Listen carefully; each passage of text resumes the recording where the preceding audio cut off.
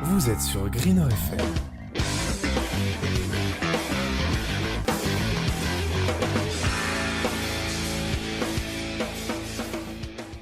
Bonjour et bienvenue sur Greener FM pour cette troisième émission. On entre dans la période des pré-campagnes. Du coup, on vous a fait une petite série d'émissions spéciales campagne. Aujourd'hui, on va avoir des micro-trottoirs sur les promesses de campagne et sur le dévoilement, suivi de l'actualité de l'école comme à chaque émission. Et on vous prépare pour la semaine prochaine une série d'interviews des presses de toutes les listes. Donc on vous invite à vous abonner à la chaîne YouTube ou à suivre notre page sur Facebook pour pas les rater. On vous laisse tout de suite pour le micro-trottoir sur les promesses de campagne. Pour ce début de pré-campagne, on est allé voir les Eucubiens pour faire un petit micro-trottoir sur les promesses de campagne. On a commencé par leur demander leur avis sur les listes qui venaient de passer. Oui, moi j'ai déjà un avis très tranché, mais j'attends de voir les campagnes pour peut-être changer d'avis. J'ai trouvé que les promesses des BDS étaient un peu plus précises et élaborées que celles du BDE. Celle du BDA aussi. Je pense que le BDS cheveux bleus a marqué des points. Moi j'ai bien aimé, pas les cheveux bleus, l'autre. C'est Hugo qui parlait, je trouvais qu'il parlait bien et tout. C'était peut-être un peu long. J'ai bien aimé ce qu'il proposait et son élocution. Moi je croyais que c'est le contraire, j'ai aimé la deuxième liste BDS, je trouvais qu'ils proposaient pas mal de trucs, après je trouvais que c'était un peu abusé et je sais pas s'ils peuvent tenir leurs promesses. Ils avaient pas mal de bonnes idées, des idées un peu 3ème E et tout. Après il y a une liste qui a pas vraiment présenté des promesses de campagne, mais c'était pas mal. Les BDS c'était vachement intéressant, après le BDS 2, je me demande où ils vont trouver les sous pour faire tous leurs projets quoi, genre. C'est vrai que pendant les promesses de campagne, il y a souvent des propositions qui semblent difficiles à tenir. On est allé demander leur avis aux gens. Il y avait quoi comme promesse un peu irréalisable? De rajouter 2 week-ends dans l'année. Redonner de la nourriture des campagnes aux assos, c'est un peu compliqué. Voilà, c'est au niveau hygiène et tout, il y a des normes.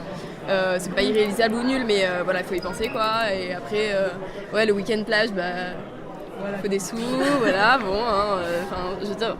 Il y a des listes qui ont déjà pensé. Le premier soin, garrot dans l'agora, très important. Week-end Noël et le week-end plage. Bonne chance pour les intérims en 2 ans. Savoir faire des garrots. Déjà pour organiser un week-end de ski, tu dois faire pas mal d'intérim, et du coup pour un week-end de Noël et un week-end de plage, c'est juste impossible. Mais bon, il y a quand même des bonnes idées généralement aux promesses de campagne. C'était quoi les bonnes idées? Je crois qu'il y en a pas. Là où tu cours et ça te trace avec un GPS. Ouais. Et tu fais des petits dessins, ça c'est stylé. Ce sera un concours de bits, ouais.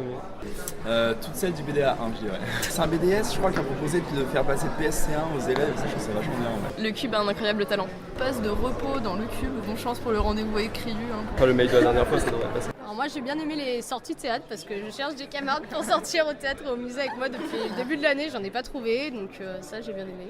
Mais bon, avec tout ça, il reste une question importante. Est-ce que tu penses qu'il y aura une bonne relève pour l'année prochaine? Non. Oui, ils peuvent pas faire pire que nous, donc je pense que oui. Assurément. Ouais, surtout les BDA. Il y a des gens motivés. Ouais, moi j'imagine, tout le monde a l'air bien motivé. Enfin, c'est vrai que les promesses de campagne, c'est que la première étape pour les listes. Et c'est difficile de les juger là-dessus. Moi je trouve que les promesses de campagne, c'est juste le premier événement de l'année pour voir un peu qui sont les presses. Mais au final, rien que nous l'année dernière, on avait parlé d'un week-end à l'étranger. On sait que tout ce qu'ils disent, ça peut pas forcément être réalisé, tu vois. Donc on est tolérant quoi. Les promesses de campagne, il faut pas chercher à comprendre, on va jamais les faire. Faire beau à l'administration, Delphine Riu, elle est à peu près contente. Et ça sert parce qu'il faut le faire pour la forme, mais tout le monde s'en fout en réalité. Ce qui est intéressant dans les campagnes, c'est les soirées et les SOS. Le reste, tu demanderas à tout le monde, on était là-bas juste pour rigoler. Mais bon, plus les promesses sont grosses, moins elles sont faites. De toute façon, tout va se juger, les résultats des campagnes, tout se juge sur la semaine de campagne. Finalement, pour résumer... Ils disent plein de trucs, mais on sait pas trop ce qu'ils vont faire. Enfin, maintenant, on a eu l'occasion de bien mieux connaître les listes avec le dévoilement. On vous montre ça tout de suite. Après les promesses de campagne, le dévoilement. C'est l'occasion pour les listes de se dévoiler à travers un spectacle. Mais bon, cette année, c'était fameux. C'était mercredi dernier et on allait recueillir quelques témoignages. Alors tout d'abord les BDA. Manque de peau, ils ont choisi le même nom. Edge et Edge, Age et Age. Edge et Age. Edge, deuxième c'est Age. Edge et Age. Edge et Age. Edge et Edge. Edge et Age. Alors Edge et Edge et Ebola. Ensuite, il y a un concours dont personne n'avait été informé, mais bon, c'est pas grave, c'est le concours de la liste la plus beauf. Est-ce que j'ai le droit d'être anonyme? Ouais. Les docs étaient forts. Après, non, c'était le BDA, le BDE 1. Le BDE en vrai. Hein. Ouais. Le BDE c'était solide. Hein. On a franchi quand même un cap. Le plus malaisant c'était le BDE1, les SAN, c'était le pire. Pour les SAN, Je pense qu'on en a assez là. Comme chaque année, l'incontournable malaise. Bon, on va vous le faire en bref parce qu'on est tous d'accord sur la liste gagnante. Est-ce que ça vous a gêné, tu vois? Est-ce que ça vous a gêné quand même quand vous avez... Vous étiez gêné un peu quand même? Bon, son nom c'est Malaise TV, mais là j'ai été détrôné par 200 personnes ce soir. Clairement, faut arrêter les histoires, ça ne marche pas. C'est pour la radio. Bah écoutez, on a un peu peur pour la relève là. Nul.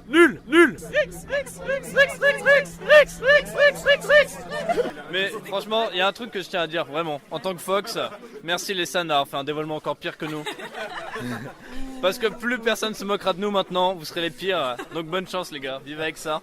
Non, en vrai, c'était un bon dévoilement. Là, j'avoue, c'était moins bien que l'année dernière, surtout les BDE. Après, BDA drôle comme l'année dernière, BDS moins malaisant. Et ouais, c'était cool, on est dans les campagnes maintenant. On passe maintenant aux actualités de l'école et de Grenoble. Donc les campagnes arrivent, mais il y aura quand même des choses à faire avant. Par exemple, il y a le GC qui vend ses pulls toute la semaine et les semaines à venir, donc pensez à en prendre un si vous voulez bien représenter Grenoble INP. Le 15 janvier, il y aura une présentation du semestre à Minatech en 18h30 pour les personnes que ça intéresse. Donc Ciné Étoile continue à diffuser des films. Il y aura un partenariat avec Impulse le 18 janvier avec un atelier sur The Rocky Horror Picture Show. Il y aura le Festival des Morts le 26 janvier au Palais des Sports pour ceux qui veulent faire un peu la fête pour cette occasion. Et le 26 janvier, il y aura aussi le Festival Transfo à Le Cube qui est le premier festival français sur le numérique. Donc si ça vous intéresse, n'hésitez pas à aller sur l'intranet de l'école où il y a toutes les informations.